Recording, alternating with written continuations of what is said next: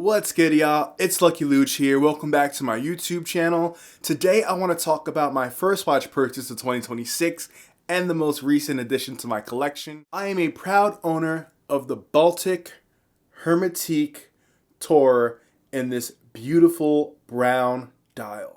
So before I get into the specs, my likes and my dislikes about this watch, I do want to talk about my experience at the Baltic showroom in Soho, New York. It was a good time. If you go to Baltic's website, you'll see that they have like a few locations where they have boutiques where you could go in and try these watches on in person. You schedule the time and then you just show up. They also give you a $20 Uber credit, which I thought was very accommodating. So if you have to take a cab there, and it's a $20 ride, that has been comped for you. I think that's awesome customer service. When I got to the Baltic showroom, I was greeted by Herme, who showed me around, and we got to talk watches. I had the whole showroom to myself for about 45 minutes, to where I got to try on any watch that I wanted in the Baltic collection with all different straps and bracelets and all that. It was a really nice experience. Of course, I obviously tried on the tour with the beads of rice bracelet. This is a daily Gada type watch with classically sized proportions. That's what I was looking for. So ultimately, what separates this from other watches that I was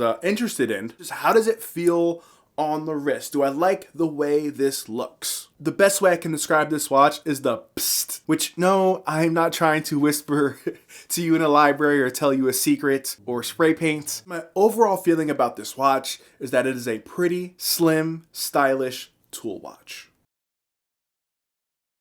We have a 37mm case size, 46mm lug to lug, and a 20mm lug width. Like I said, one of the S's was slim. The watch thickness is 8.3mm, but if you take into account the double domed sapphire crystal, we're at 10.8mm. With the integrated crown, this watch has a very symmetrical look and also adds to the slim nature that I keep on reiterating. Inside this watch, you have the Miyota 9 series no date movement, power reserve of 42 hours, and a water resistance of 150 meters. And the movement's very reliable. This Miyota so far has been running anywhere between +4 and +10 seconds a day, which is plenty fine with me. I believe most Miyota movements run somewhere between like 10 and 25 seconds. So the fact that it's staying well within that range, good on me, man. And if you ever forget any of the stats I ever mentioned, the water resistance, the movement, Baltic was cool enough to engrave these on the back of the case.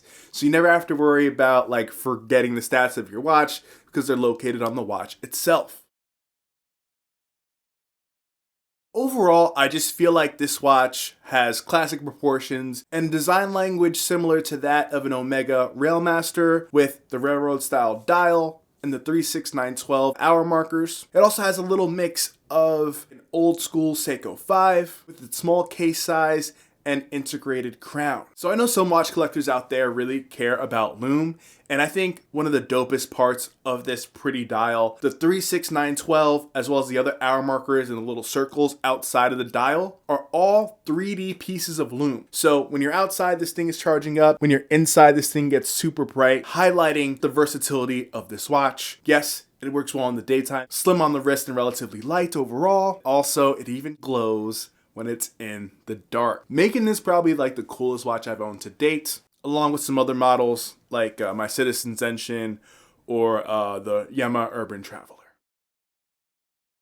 A lot of Baltic's promo, you'll see this watch on a tropical rubber strap. However, I decided to go with the beads of rice bracelet. And though it does lack a little bit of a taper, what I enjoy is that it adds a little bit of heft to the watch. The links are very articulate, so they're able to stack on each other and really conform to your wrist, no matter the wrist size. It contours well around my 7.2 inch wrist. It comes with 6 holes of micro adjustment and quick release spring bars. So if you want to change out the strap from the original one that it comes with, you can do that relatively quickly. I took this watch on a couple different trips and I washed dishes with this watch on. I was out in the snow with this watch on, and it's just been really nice. And I only have good things to say so far about this watch and about my experience with Baltic. This watch does have a couple flaws which I would like to talk about. The first thing I want to talk about is this integrated crown. Look, it is really in there, y'all. Like I said, it gives this watch a symmetrical look, and it allows it to have that 150 meters of water resistance. However, in order to wind it, you really got to catch it on your finger,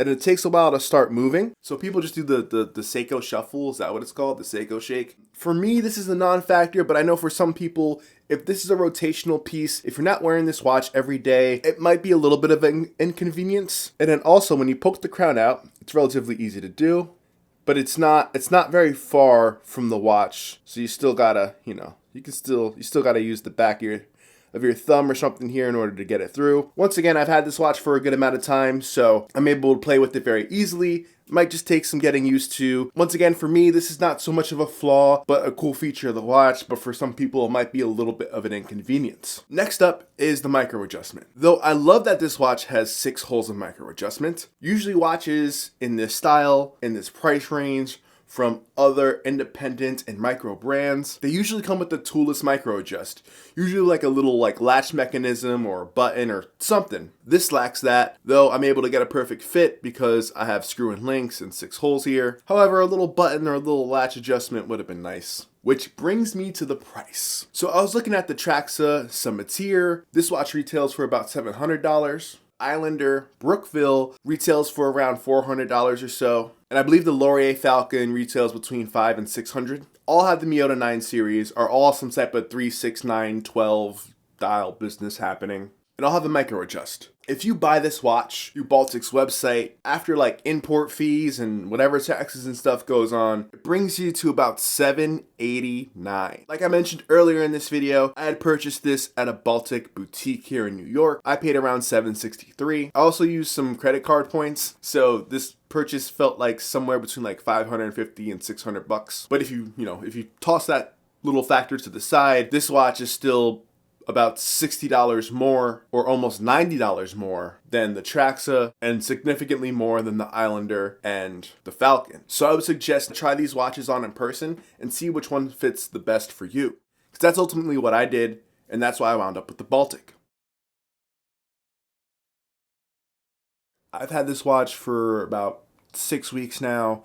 I kind of kept on delaying making this video because I wanted to spend more time with this watch. I really do love it. I really do enjoy wearing it, and I'm like, there's got to be something wrong. There's got to be some flaw that I'm gonna hate. But no, out of the 6 weeks I've had this watch, I've had it on my wrist for 5 of them.